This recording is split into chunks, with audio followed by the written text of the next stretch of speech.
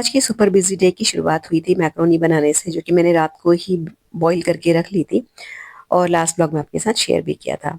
तो अभी आज मॉर्निंग में हमें 10 बजे फंक्शन में जाना है किसी के घर में, मतलब बहुत खास रिलेटिव हैं, यही रहते हैं बरेली शहर में ही, लोकल में। तो उनकी जो एक्चुअली जो मैरिज और बाकी के फंक्शंस हैं वो दूसरे शहर में हैं, लेकिन उन्होंने जो शुरुआत में गणेश पूजा और बाकी की जो चीज़ें होती हैं, लेडी संगीत वगैरह, ये सब कुछ यहीं रखा हुआ है। तो वो आज ही था, तो उसके लिए मुझे जाना था थोड़ा जल्दी जल्दी करके घर के काम। और आज ही मुझे पैकिंग भी देखनी है फाइनल करके, और नेक्स्ट डे फिर हमें निकलना था जयपुर के लिए। तो बाकी के उनके फंक्शंस हम अटेंड नहीं कर पाएंगे, इसलिए आज जाना और भी ज़्यादा ज़रूरी था। तो इसीलिए मैंने जो है जल्दी जल्दी करने के चक्कर में, और लॉन्ड्री लगानी भी मुझे बहुत ज़रूरी थी क्योंकि नेक्स्ट डे फिर निकलना है। और मतलब कपड़े हो ही जाते हैं अपने भी, और मतलब आने के बाद फिर ढेर और लगेगा कपड़ों का, क्योंकि 3 दिन के लिए हम जा रहे हैं और आने के बाद बहुत सारे कपड़े हो जाएंगे। तो आज मुझे कपड़े भी धोने थे, इसलिए मैंने मैक्रोनी वगैरह बॉईल करके रख ली थी। तो वो बस बना के हम दोनों ने, मतलब मैंने और मेरे हस्बैंड ने ब्रेकफास्ट किया। और मेरी जो मदर इन लॉ है और जो मेरी सिस्टर इन लॉ हैं, हाँ ये मैं आपको अपडेट देना भूल गई थी कि वो अब जो है चले गए हैं ऊपर फैमिली, मतलब जो हमारे भैया भाभी हैं उनके साथ, क्योंकि अब विंटर्स आ गए हैं और नीचे धूप की बड़ी प्रॉब्लम है, धूप सेकने के लिए नहीं मिलती है। मेरी मदर इन लॉ दिन भर धूप में बैठती हैं, बैठती नहीं है एक्चुअली, लेट जाती हैं वो। और उनको यहाँ इतना नहीं मतलब कहने को वो सहूलियत होती है, मैं आपको सही बताऊं तो फिर वो विंटर्स में ऊपर चले गए हैं, अभी 1-2 दिन ही हुए हैं ऊपर गए हुए। तो जो मतलब हम जा रहे हैं ना, तो मैं, मेरे हस्बैंड, मेरी ननद और मेरी सासू माँ, हम चारों जा रहे हैं उस फंक्शन में। तो मैक्रोनी बना के मैं और मेरे हस्बैंड ने खा लिया था, और मेरी बेटी के लिए मैंने रख दी थी कैसरोल में खाली करके, जिससे कि वो जब उठेगी तो वो खा लेगी। तो लंच का जो है हम लोग तो वहीं करेंगे लंच। और जो मेरी डॉटर है वो मैक्रोनी खा लेगी, मॉर्निंग में वो ट्यूशन से आ गई थी, तो आने के बाद उसने अपना चौकोस वगैरह बना के खा लिए थे। उसके बाद वो सो जाती है, फिर जब उठेगी तो अपना खा लेगी, लंच कर लेगी। मैं यहाँ पे हो रही हूँ तैयार। तो ये जो आप ब्लाउज देख रहे हैं ना, इससे पहले कि आप इसका लिंक मांगे, मैं आपको बता दूं कि ये मैंने ऑफलाइन लिया हुआ है। लेकिन इससे रिलेटेड मेरे पास मतलब सेम ऐसा नहीं, लेकिन इसी से आइडिया लेके मैंने एक और ब्लाउज बनाया था पिंक कलर का, और वो मैंने खुद से स्टिच किया था लोकल मार्केट से, शनील का फैब्रिक लाके। तो शनील के फैब्रिक का ब्लाउज सिलना बहुत ईजी है फ्रेंड्स, मैं आपको बताऊं, क्योंकि स्ट्रेचेबल ब्लाउज होता है, स्ट्रेचेबल कपड़ा होता है। तो उसके लिए स्पेशली जो प्लीट्स वगैरह बनती हैं ब्लाउज में फ्रंट से, वो नहीं बनानी पड़ती। ऐसे ही आप नॉर्मल एक क्रॉप टॉप की तरह स्टिच कर दीजिए, और वो स्ट्रेचेबल इतना होता है कि आप जब उसे पहनेंगे तो वो बिल्कुल फिट हो जाता है बॉडी के साथ। तो उसमें बहुत ज़्यादा ऐसे प्लीट्स वगैरह डालने की जरूरत नहीं पड़ती। तो इसी ब्लाउज को देख लेके के मैंने आइडिया लेके वो जो है अपने लिए पिंक कलर का ब्लाउज स्टिच किया था, और वो मेरे बहुत सारी सिल्की साड़ियों में और नॉर्मल साड़ियों में भी बहुत अच्छे से जाता है।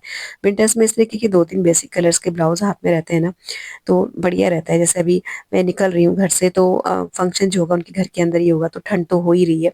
इतना ठंडा भी नहीं है कि हम लोग स्वेटर या शॉल वगैरह पहने, वो भी थोड़ा अजीब लगता है। और इतना वो भी नहीं है मौसम गर्म कि हम स्लीवलेस या मतलब हाफ स्लीव की ब्लाउज पहन के जाएं। तबीयत थोड़ी सी गड़बड़ वैसे ही मेरी हो रही थी, बहुत टाइम से मेरा जुकाम और खांसी ठीक नहीं हो रहा, तो मैं थोड़ा रिस्क भी नहीं लेना चाह रही थी। तो इसीलिए ना इस तरह इस टाइम पे ऐसे ब्लाउजेस बहुत काम आते हैं। थोड़ा गर्मी भी देते हैं, देखने में भी थोड़ा अलग से लगते हैं, और आप 2-3 सिलवा लो इस तरीके के, जैसे मरून कलर में या मजेंटा कलर में, एक आध ब्लैक कलर में, तो बहुत सही रहते हैं। और मैं बना के मैंने रखे हुए हैं इस तरीके के ब्लाउज, और मुझे बहुत हेल्प मिलती है इन सबसे। तो यहाँ पे मैं तैयार होने के बाद, फिर उसके बाद मैं चली गई थी, मैं, मेरे हस्बैंड, मेरी ननद और मेरी सासू माँ। गला मेरा अभी भी बैठा हुआ है, और खांसी मेरी ठीक नहीं हुई है, इसलिए मेरी आवाज़ थोड़ी सी भारी भारी से आपको सुनाई दे रही होगी। अच्छा, यहाँ पे ना आते आते हमें बिल्कुल शाम हो गई थी, मतलब हम 6:30-7 बजे के अराउंड घर लौटे हैं। और आके फिर मतलब थोड़ा सा हेक्टिक हो ही गया था। शिमला मिर्च वगैरह मैंने फटाफट से काटी और इसको छौंक दिया, मतलब डिनर की तैयारी करी है मैंने। और इसके साथ ही मैंने आलू बॉईल कर दी थी। नेक्स्ट डे मॉर्निंग हम लोग जब निकलेंगे, तब मैं जो है अपना मील लेके चलती हूँ घर से, जब भी हम जयपुर जाते हैं, क्योंकि ट्रेन से जाएं चाहे हम बाई कार जाएं, थोड़ा सा अपने घर से खाना लेके चलो तो ठीक रहता है। और मैं जब भी जयपुर जाती हूँ, अपनी बेटी जब मेरी पढ़ रही थी तब भी, और जब हम उसको लेने या छोड़ने जाते थे तब भी, हम अपना खाना घर से लेके चलते थे। तो उसके लिए मैंने आलू बॉईल करने भी रख दिए थे साइड में। वो बॉईल हो गए तो उन्हें छील के बाहर ठंडा होने के लिए रख दिया। और यहाँ मैं शिमला मिर्च की सब्जी बना रही हूँ, उसके बाद आटा लगाऊंगी, मतलब डिनर का काम डन करूंगी। देन फिर मुझे पैकिंग फाइनल करनी है। और पैकिंग फाइनल मतलब ये है कि सही बताऊँ मैं आपको तो सब कुछ मेरा सामान जो है रेडी है बिल्कुल, जस्ट उसको सूटकेस में लगाने का काम करना है और वो मैं इसलिए नहीं कर पाई थी अभी तक क्योंकि मेरा और मेरी बेटी दोनों का ही ब्लाउज़ अभी तक नहीं मिल पाया था। मेरी बेटी का ब्लाउज़ तो नेक्स्ट लास्ट डे मिल गया था लेकिन उसका जो स्लीव्स था, जो आर्म होल था उसमें कुछ थोड़ा-सा उसे टाइट सा लग रहा था। तो उसका कहना था कि मम्मी अभी 1 दिन है अगर वो टेलर भैया सही कर दें तो बहुत अच्छा है, अगर नहीं करेंगे तो फिर मुझे ऐसे ही पहनना पड़ेगा। और मेरा ब्लाउज़ तो बिल्कुल ही मतलब अभी स्टिच नहीं होके आया था। तो वो दोनों ही हमें आज मिलने वाले थे और मुझे थोड़ी-सी टेंशन भी इस वक़्त हो रही थी कि उन्होंने बोला है आज हम दे देंगे और कहीं अगर नहीं दिया तो क्या होगा? क्योंकि नेक्स्ट डे मॉर्निंग हमें निकल जाना था, सुबह की ट्रेन थी। तो थोड़ा-सा वो भी दिमाग में चल रहा था और अभी तक भी उनकी कॉल नहीं आई थी। तो फिर मैं उनका कॉल का वेट कर रही थी और ये जो मलाई का डिब्बा है ये भी भर गया था। तो फिर मैंने लगा कि चलो 3-4 दिन के लिए घर छोड़ रहे हैं तो फिर मलाई खराब ना हो जाए। वैसे तो मैं फ्रीज़र में रखती हूँ मलाई तो खराब तो नहीं होती। लेकिन ये था कि आने के बाद काम और फैलेगा, कपड़े भी बहुत ढेर सारे होंगे और छोड़ा हुआ घर रहेगा तो बहुत सारा काम वैसे ही फैल जाता है। तो मैं इस काम को ही कंप्लीट कर लूँ कम से कम। तो और मुझे अभी पैकिंग फाइनल भी नहीं कर सकती थी मैं क्योंकि जब ब्लाउज़ आएँगे तब मैं सारा सामान रखूँगी। मेरे हस्बैंड भी आने वाले थे अभी शॉप से तो वो भी थोड़ा-सा अपना सामान-वामान देखते। तो फिर मैंने पैकिंग की तरफ से थोड़ा-सा छुट्टी ली मतलब नहीं की और यहाँ पे मैं अपना बाकी के इधर-उधर के काम निपटाने में लगी हुई हूँ। तो ये जो आप एक बार पहले भी मेरे से शायद कोई पूछ रहा था कि आप ब्लेंडर की या उसकी मदद नहीं लेते हैं, किसी इंस्ट्रूमेंट की मदद ये मलाई या मक्खन निकालने के लिए, तो मैं नहीं लेती सही बताऊँ तो आपको। मुझे लगता है कि किसी भी इस तरीके के इंस्ट्रूमेंट की हेल्प लो, इससे अच्छा है कि ये तरीका बहुत अच्छा है हाथ से करने का, हाथ थकते भी नहीं है और बहुत जल्दी बन जाता है। बाकी अगर आप मिक्सी में या ग्राइंड मतलब मिक्सर में बनाओ तो मुझे ऐसा लगता है कि सनता बहुत ज़्यादा है, गंदगी ज़्यादा फैलती है, काम बहुत देर में होता है। इस तरीके से मैं हमेशा बनाती हूँ। ख़ैर उसके बाद ना मतलब साँस में साँस आई जब टेलर भैया का कॉल आया कि आप आइए और ब्लाउज़ ले जाइए और रात के 9 बजे हम ब्लाउज़ लेने मतलब मैं अकेली गई थी। ब्लाउज़ लेके आई हूँ, तो फिर उसके बाद हमने फिट चेक किया। थैंकफुली बेटी का भी ठीक हो गया था और मेरा ब्लाउज़ तो उन्होंने ख़ैर सही ही बनाया था क्योंकि मैं उनसे पहले भी बनवा चुकी हूँ। तो मेरा मेज़रमेंट उनके पास ऑलरेडी रखा हुआ था और उन्होंने जब भी बनाए मेरे ठीक बनाए। बट जो डॉटर का था ना वो थोड़ा गड़बड़ हो गया था, तो वो ठीक हो गया था अभी।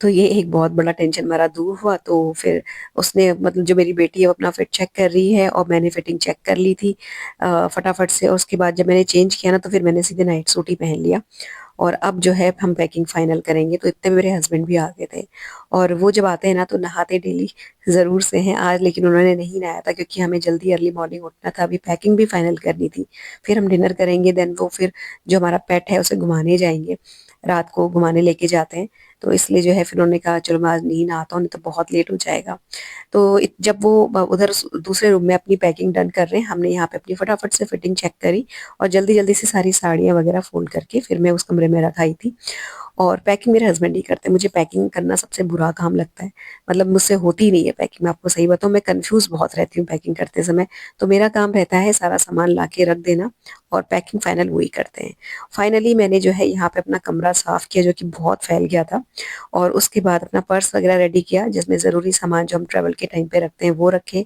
मॉर्निंग में जो कपड़े पहन के जाने थे वो निकाल के फाइनल किए डन किया और उसके बाद फिर मैं दूसरे रूम में पहुंची तो यहाँ पे मैं आपको दिखाऊं तो इस तरीके से सारा सामान फैला हुआ था तो मेरे हस्बैंड का कहना था कि पैकिंग में थोड़ा लेट हो सकता है तो वो फिर उसको घुमाने चले गए थे जो पेट है उसे घुमाने चले गए थे और फिर मैं यहाँ आके जो भी थोड़ा बहुत छोटा मोटा सामान है वो रखती जा रही हूँ तो मैं मतलब बहुत ज़्यादा हैवी पैकिंग में बिलीव नहीं करती फ्रेंड्स मैं जब भी रखती हूँ बहुत लाइट ट्रैवल करना पसंद करती हूँ मुझे पर्सनली लगता है कि लाइट ट्रैवल करो ना तो टेंशन फ्री रहते हैं तो मेरा जैसे जो भी साड़ी मुझे पहननी है इवेंट वाले दिन उसके साथ का जो भी ज्वेलरी वगैरह है वो सब कुछ मैंने साथ में पहले ही रख दिया था और अपनी बेटी का भी सब कुछ रेडी करा के रख दिया था क्योंकि उसको जो भी साड़ी के साथ जो ज्वेलरी पहननी है या जो भी बैंगल्स वगैरह पहनने हैं कुछ उसने स्पेशली अलग से परचेज नहीं किया था जो भी है थोड़ा बहुत उसका है थोड़ा बहुत मेरा है तो वो सब मिला जुला के हमने मैचिंग मैचिंग करा के हमने पहले ही सोच समझ के रेडी करके रखा हुआ था क्योंकि मालूम था नेक्स्ट जो लास्ट डे वाली जो भसड़ होती है वो बड़ी खतरनाक होती है क्योंकि बहुत सारे और भी काम होते हैं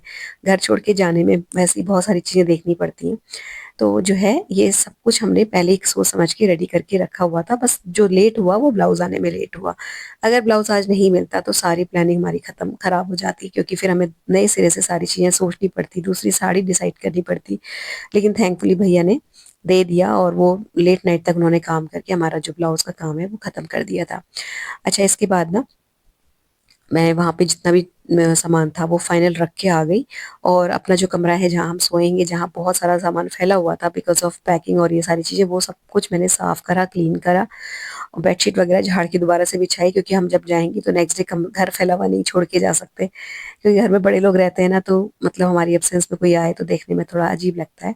तो मैं जब भी घर छोड़ती हूँ या मैं अपनी एब्सेंस में मैं कभी भी घर फैला हुआ नहीं छोड़ के जाती, हमेशा सब कुछ समेट के जाती हूँ। तो इससे अपने लिए भी फायदा रहता है, जब आप घर आओ तो घर घर जो है साफ सुथरा मतलब सिमटा हुआ मिलता है। अच्छा, यहाँ पे फिर उसके बाद मैं आके नेक्स्ट डे मॉर्निंग जीरा आलू बना के ले जाऊंगी ना, तो उसके लिए आलू जो मैंने बॉईल करके छील के रखे हुए थे ना, वो ठंडे हो गए थे, तो उनको कट करके फिर मैंने फ्रिज में रख दिया, ठंडा ठंडे हो गए थे आलू। और यहाँ पे जितने भी डिनर के भी बर्तन हैं वो सारे धो के मैंने निखरने लगा दिए थे, अभी घी पक ही रहा है, और जो बर्तन धुले वुले थे वो सारे फटाफट से मैं अभी लगा दूंगी।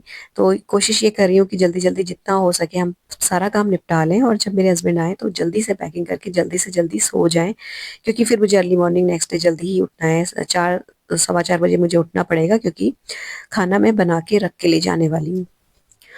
तो मतलब कोशिश यही कर रही हूँ कि जल्दी से जल्दी सारा काम समेट लूँ।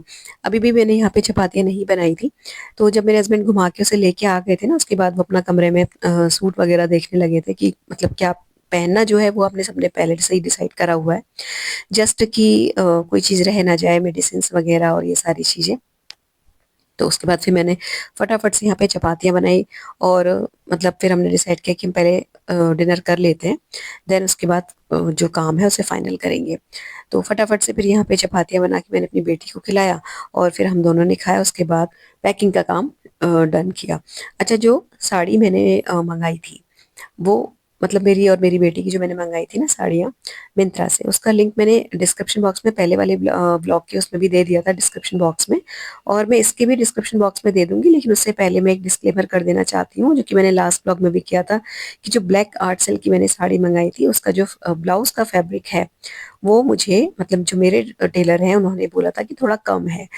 अगर आप मतलब जैसे कोहनी तक अगर आप स्लीव्स नहीं पहनते हैं, उसे छोटा स्लीव पहनते हैं या स्लीवलेस पहनते हैं, तो बहुत अच्छा है, कोई प्रॉब्लम नहीं आएगी आपको ब्लाउज स्टिच कराने में। लेकिन अगर आपको थोड़ा सा फॉर्मल ब्लाउज बनाना है तो आपको थोड़ा सा फैब्रिक कम पड़ सकता है।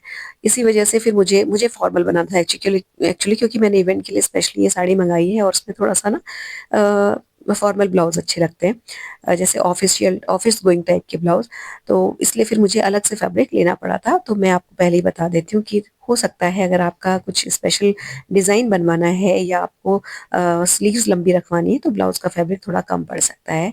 तो अगर आपको ऐसी प्रॉब्लम से बचना है तो आप साड़ी ना खरीदें, और अगर आपको साड़ी बहुत पसंद आ रही है तो आपको ब्लाउज के लिए पीस अलग से खरीदना पड़ेगा।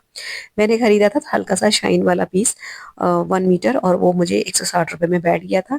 बाकी स्टिचिंग वगैरह तो जो चार्जेस हैं वो तो हैं ही, और अगर मेरे पास अभी टाइम होता, मतलब मैं जल्दी में नहीं होती, तो हो सकता है मैं ब्लाउज खुद से स्टिच करती, क्योंकि मैं स्टिचिंग करती हूँ, लेकिन ब्लाउज में मेरा उतना हाथ साफ नहीं है, तो थोड़ा सा बचती हूँ ब्लाउज सिलने से। लेकिन मैंने एक दो ब्लाउज अपने सिले हैं और संतोषजनक सिल लिए थे, बहुत बुरे भी नहीं सिले, लेकिन बहुत सेटिस्फैक्ट्री भी उनकी फिटिंग नहीं आई थी।